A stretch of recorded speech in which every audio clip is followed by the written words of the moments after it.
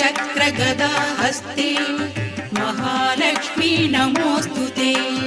नमस्ते गरुडारूढे कोलासुरभयङ्करी सर्वपापहरे देवी महालक्ष्मी नमोस्तुते। सर्वज्ञे सर्ववरदे सर्वदुष्टभयङ्करी सर्वदुःखहरे देवी महालक्ष्मी नमोस्तुते। सिद्धिबुद्धिप्रदे देवी भुक्तिमुक्तिप्रदायिनी मन्त्रमूर्ते सदा देवी महालक्ष्मी नमोस्तुते।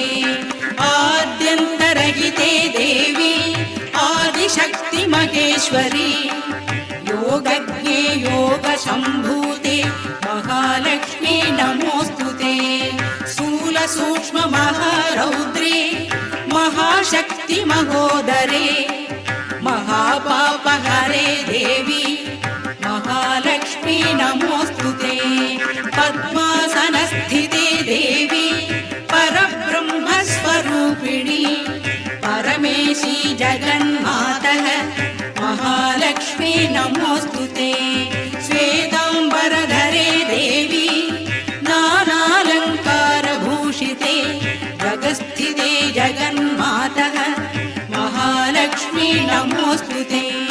महालक्ष्मी अष्टकं स्तोत्रं यः पठेत् भक्तिमान् नरः सर्वसिद्धिमवाप्नोति राज्यं प्राप्नोति सर्वदा।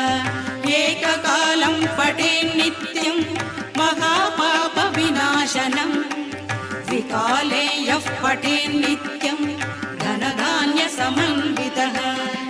त्रिकालं यः पठेत्